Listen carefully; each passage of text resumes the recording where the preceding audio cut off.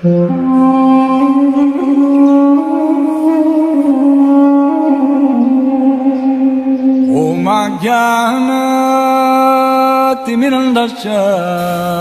I am stressing. हरे कृष्ण। श्रीला प्रभुपाद की जय।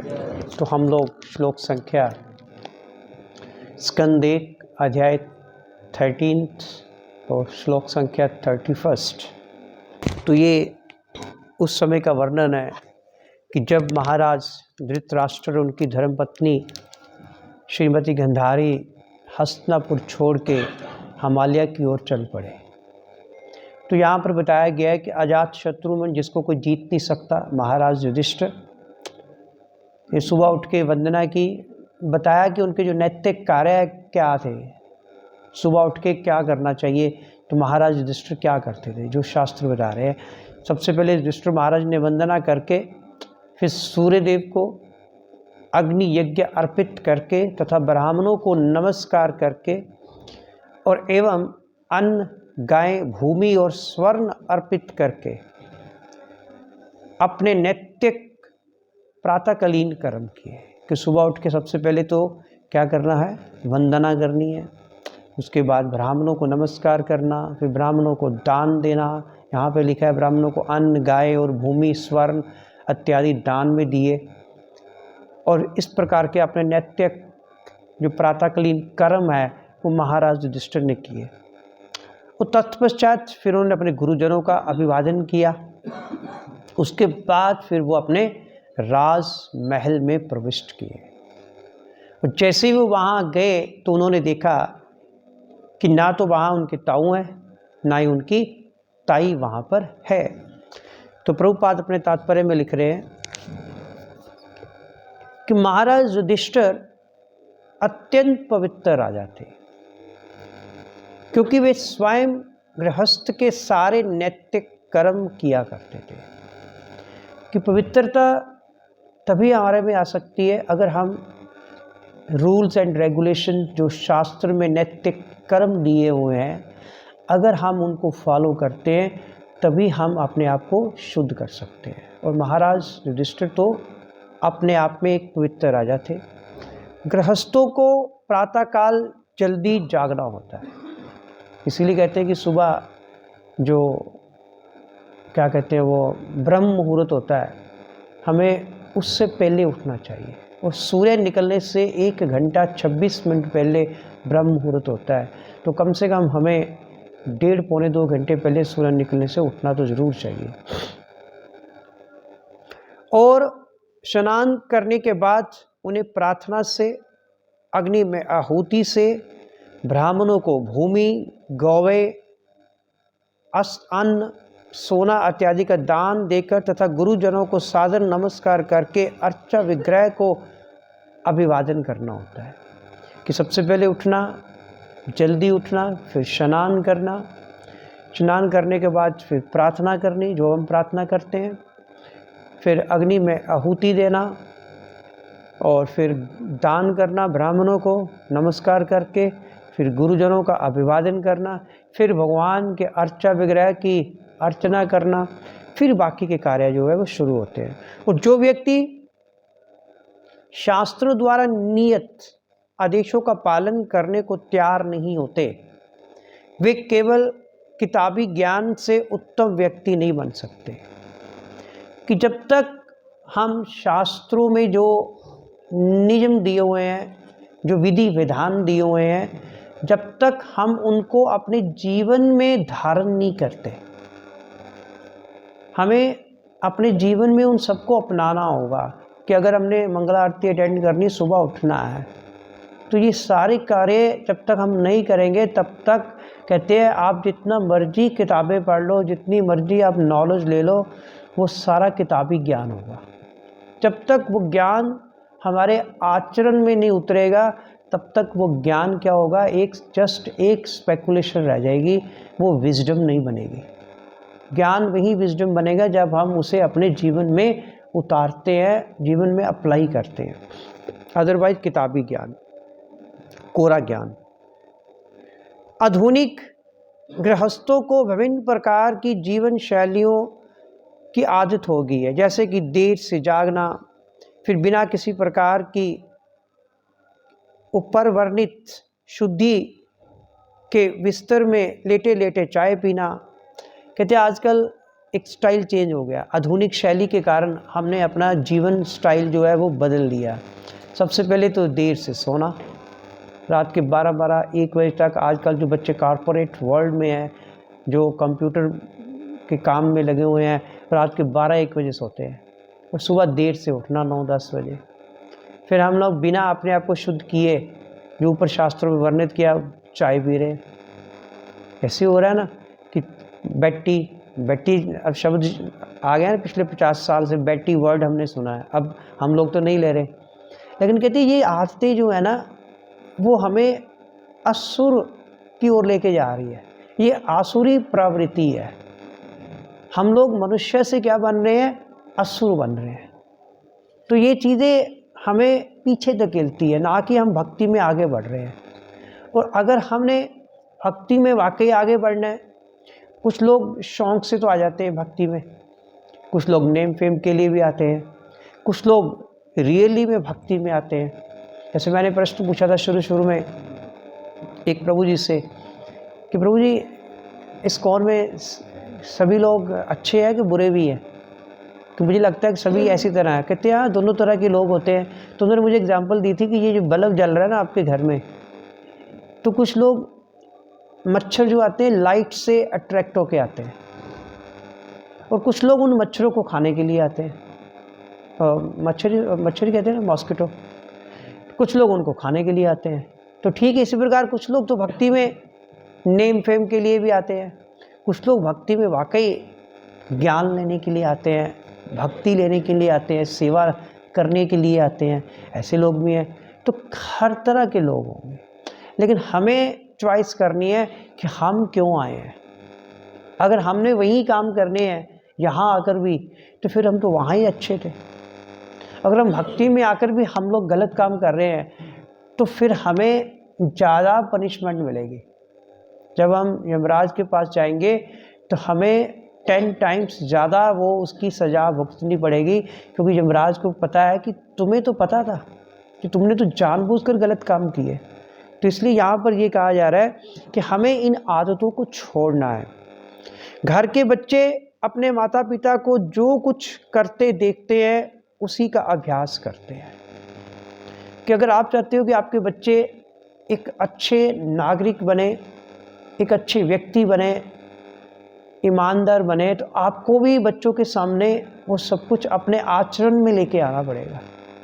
अगर आप बच्चों को शिक्षा तो अच्छी देंगे, लेकिन आप खुद अच्छी शिक्षा अपने जीवन में नहीं धारण किए हुए हैं, तो फिर आपके बच्चे कभी भी सुधरेंगे नहीं।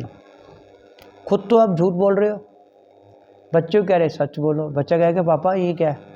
तो इसलिए अगर हम अपने बच्चों को भी अच्छा इंसान बनाना चाहते हैं, तो हमें वो चीज़ें खुद अपने जीवन में धारण करनी पड़ेगी। बच्चा खुद सीख जाएगा, आपको देख के सीखेगा कि हमारे परिवार में ऐसा होता है, मेरे पापा ऐसा करते हैं, हमें ये चीज़ें फॉलो करनी ही पड़ेगी। हमारे पापा मंदिर जाते हैं, सुबह उठ रहे हैं, ये नहीं कि पापा ने दीक्षा ले ली, अब दीक्षा नाम की ली है। उन्हें पता है कि अगर दीक्षा ली है तो उसको फॉलो कर रहे हैं। मोस्टली क्या होता है कि जब दीक्षा हो जाती है तो सभी लोग फिर वो क्या होते हैं, ढीले पड़ जाते हैं। कि दीक्षा तक तो उन्हें होता है कि हमने दीक्षा लेनी है, हमें दीक्षा मिल जाए, हम ऐसा करेंगे वैसा करेंगे। लेकिन जब जैसे दीक्षा होती है कोई नहीं है, कोई उसको फॉलो नहीं करता। अब आपके सामने है, अभी जो 10 दिन पहले दीक्षित हुए हैं कोई भी नहीं बैठे हुए हैं, बहुत कम लोग बैठे उनमें से, दिख ही नहीं रहे। तो क्योंकि वो अपने आचरण में उसको लेके नहीं आ रहे। फिर क्या होगा, उनके बच्चे भी आगे भक्त नहीं बनते। उन्हें पता कि मेरे पेरेंट्स भी ऐसे ही हैं, माता पिता भी ऐसे ही हैं। अगर आप करके दिखाएंगे ना, फिर देखो आपके बच्चे भी वो चीज़ अपने आप खुद ब खुद उसको फॉलो करेंगे। कहना नहीं पड़ेगा कि बेटे सुबह उठ चैंटिंग कर।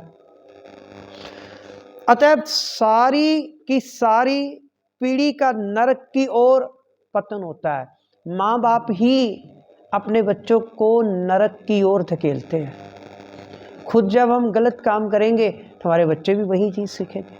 99% ऐसा ही होता है। 1-आधा% कोई बच्चा खुद अच्छा बन जाए वो एक अलग बात है। तो फिर कहते सारी की सारी जो पीढ़ी है वो नरक की ओर चली जाती है। जब तक वे साधु की संगति नहीं करते तब तक उनसे किसी अच्छाई की आशा नहीं की जा सकती। कहते हैं ना, साधु संग सर्वशास्त्र, मतलब कि अगर हमें रंच मात्र भी साधु संग प्राप्त हो जाए, लेश मात्र भी, थोड़ा सा भी, वो भी हमारे जीवन में बहुत बड़ा परिवर्तन लेके आ जाता है। तो यहाँ पर प्रभुपाद लिख रहे हैं कि बिना साधु संग के किसी भी अच्छाई की आशा नहीं की जा सकती हमसे। जब तक हमें साधु संग नहीं मिलेगा तब तक हम अपने जीवन को अच्छा नहीं बना सकते।